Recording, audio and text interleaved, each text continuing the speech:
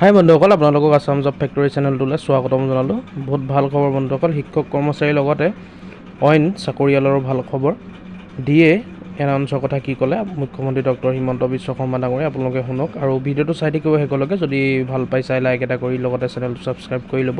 চাই থাকিব ভিডিঅ'টো শেষলৈকে, সকলোখিনি কথা গম পাব। চৰকাৰে কেন্দ্ৰীয় চৰকাৰে দিয়ে ঘোষণা কৰাৰ পিছত দিয়ে এনাউন্স কৰা মৰগীয়া বানাউন্স এনাউন্স কৰা চৰকাৰৰ ভিতৰত আমি প্ৰথম ৰাজ্যত পৰিণত হৈছো। দ্বিতীয় আৰু তৃতীয় নহয়, আমি কেন্দ্ৰীয় চৰকাৰে দিয়াৰ 7 দিন বা 10 দিনৰ ভিতৰতে আমি ডিয়াৰনেছ এলাউন্স কৰ্মচাৰীসকলৰ বাবে আমি মুকলি কৰি দিয়াৰ ব্যৱস্থা কৰিছো।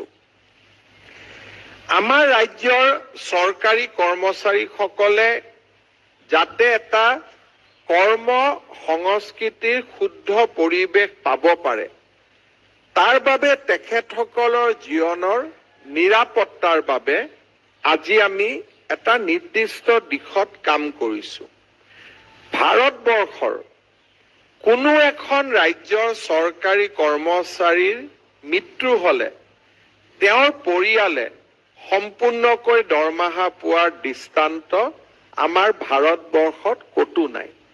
আনকি কেন্দ্ৰীয় চৰকাৰত কাম কৰা বিষয়া কৰ্মচাৰী এজনৰো যদি মৃত্যু হয়, তেওঁৰ পৰিয়ালে ফেমিলি পেঞ্চন পাব, কিন্তু তেওঁৰ পৰিয়ালে সম্পূৰ্ণ দৰমহা নাপায়। আৰু আমাৰ ৰাজ্যৰ কাম কৰা এজন IPS অফিচাৰ আৰু এজন IAS অফিচাৰৰ মৃত্যুৰ পিছত তেওঁৰ পৰিয়ালে সম্পূৰ্ণ দৰমহা পাই থকা ব্যৱস্থাটোৱে সমগ্ৰ দেশৰে চিভিল সাৰ্ভিস অফিচাৰসকলক স্তম্ভিত কৰিছে যে এনে সিদ্ধান্ত ৰাজ্য চৰকাৰে কেনেকৈ ল'ব পাৰে।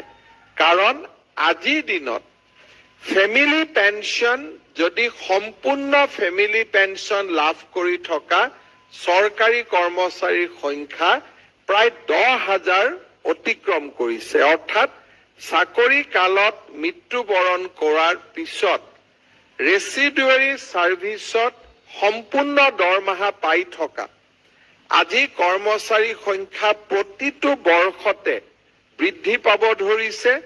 আৰু ৰাজ্য চৰকাৰেও এই ক্ষেত্ৰত আমি আমাৰ দায়িত্ব পালন কৰাৰ বাবে প্ৰচেষ্টা কৰিছো।